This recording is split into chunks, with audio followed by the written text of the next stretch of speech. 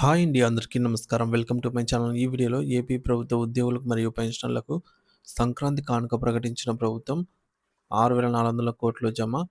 దీనికి సంబంధించిన పూర్తి తాజా సమాచారాన్ని వీడియోలో తెలుసుకుందాము. వీడియో అయితే ఎక్కడే కానీ స్కిప్ చేయకుండా ఎండ్ వరకు చూసేయండి. అప్పుడు ఇన్ఫర్మేషన్ పూర్తిగా అర్థమవుతుంది. అలాగే వీడియో చూస్తున్న ప్రతి ఒక్కరు వీడియోకైతే లైక్ చేయండి ఫ్రెండ్స్. ఈ వీడియోని తోటి ఉద్యోగ పెన్షన్ మిత్రులతో అయితే షేర్ చేయండి. కొత్తగా మన ఛానల్‌ని చూస్తున్నవారు ఇంకా ఎవరైనా సబ్స్క్రైబ్ చేసుకున్నట్లయితే వెంటనే మన ఛానల్‌ని సబ్స్క్రైబ్ చేసుకోండి. సో, దీని ద్వారా నేను చేసే లేటెస్ట్ వీడియోస్ అన్నీ మీ వరకు రీచ్ అవుతాయి. ఇక ఆలస్యం చేయకుండా వివరాల్లోకైతే వెళ్ళిపోదాము. ఫ్రెండ్స్ ఇక విషయానికొచ్చినట్లయితే ఆంధ్రప్రదేశ్ రాష్ట్ర ప్రభుత్వ ఉద్యోగులు, ఉపాధ్యాయులు మరియు పెన్షనర్ల చిరకాల నిరీక్షణకు తెరదించుతూ ముఖ్యమంత్రి శ్రీ నారా చంద్రబాబు నాయుడు గారు ఒక కీలకమైన నిర్ణయాన్నయితే తీసుకున్నారు. గత కొన్నేళ్లుగా పెండింగ్‌లో ఉన్న వివిధ బకాయిల కోసం దాదాపు 6,200 కోట్ల రూపాయలను తక్షణమే విడుదల చేయాలని ఆయన ఆదేశాలు జారీ చేశారు. ఈ నిర్ణయం సంక్రాంతి పండుగ వేళ ఉద్యోగ వర్గాల్లో కొత్త ఉత్సాహాన్నయితే నింపింది. గత ప్రభుత్వ హయాంలో ఉద్యోగులు దాచుకున్న జీపీఎఫ్ నిధులను కూడా ఇతర పథకాలకు మళ్లించడంతో అత్యవసర, అనవసర అనవసరాలకు కూడా తమ సొంత డబ్బులు వాడుకోలేక ఉద్యోగులు తీవ్ర ఇబ్బందులు పడ్డారు. ఆ కష్టాలన్నిటిని గుర్తించిన కూటమి ప్రభుత్వం ఇప్పుడు ప్రాధాన్యత క్రమంలో బకాయిలను క్లియర్ చేస్తోంది. 6,200 కోట్ల రూపాయలు ఈ యొక్క 6,200 కోట్ల రూపాయల నిధులను పంపిణీ వివరాలను పరిశీలిస్తే జీపీఎఫ్ లోన్ల కోసం 2,500 కోట్లు, ఏపీజీఎల్ఐ ఇన్సూరెన్స్ బకాయిల కోసం 1,200 కోట్లు, పదవీ విరమణ చేసిన వారికి అందాల్సిన రిటైర్మెంట్ బెనిఫిట్స్ 2,000 కోట్లు మరియు మెడికల్ రియంబర్స్‌మెంట్ బిల్లుల కోసం 200 కోట్ల రూపాయలను కేటాయించారు.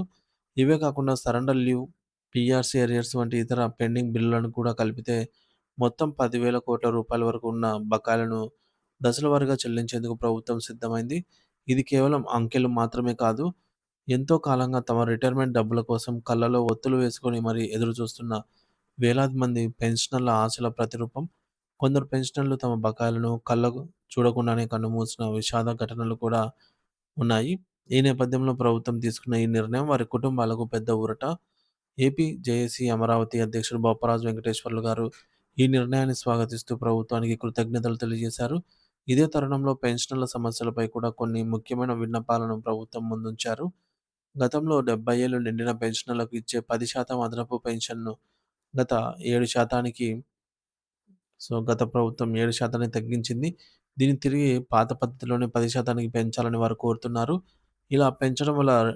20,000 బేసిక్ పెన్షన్ తీసుకునే వారికి నెలకు అదనంగా రూ. 600 ప్రయోజనం అయితే చేకూరుతుంది. అలాగే హెల్త్ కార్డుల విషయంలో కూడా కార్పొరేట్ హాస్పిటల్స్‌లో నగదు రహిత చికిత్స అందేలాగా చూడాలని, మెడికల్ రియంబర్స్‌మెంట్ పరిమితిని 2,00,000 నుంచి 5,00,000 రూపాయలకు పెంచాలని విజ్ఞప్తి చేస్తున్నారు. మరోవైపు 12వ పీఆర్సీ కమిటీ నియామకంపై కూడా ప్రభుత్వం కసరత్తు చేస్తోంది. పీఆర్సీ నివేదిక వచ్చే వరకు కూడా ఐఆర్‌పై ప్రస్తుతం తీవ్ర చర్చ జరుగుతోంది. ఉద్యోగ సంఘాలు 20% ఐఆర్ కోరుతూ ఉండగా, ప్రస్తుత ఆర్థిక పరిస్థితి దృష్ట్యా ప్రభుత్వం 5-8% వరకు ప్రకటించే అవకాశం ఉందని సమాచారం. ఒకవేళ 5% ఐఆర్ ఇస్తే రూ. 40,000 ప్రాథమిక వేతనం ఉన్న వారికి నెలకు రూ. 2,000 అదనంగా అయితే రావటం జరుగుతుంది. 8% ఇస్తే రూ. 3,200 అదనంగా అయితే వస్తాయి. అలాగే 80,000 బేసిక్ పే ఉన్న సీనియర్ ఉద్యోగులకు 8% ఐఆర్‌తో నెలకు రూ. 6,400 వరకు కూడా జీతం పెరిగే అవకాశం ఉంది. ఈ ఐఆర్ ప్రకటన గనక సంక్రాంతి నాటికి వస్తే ఫిబ్రవరి నెల జీతం నుండి ఉద్యోగులు ఈ పెంపును పొందే అవకాశం ఉంటుంది.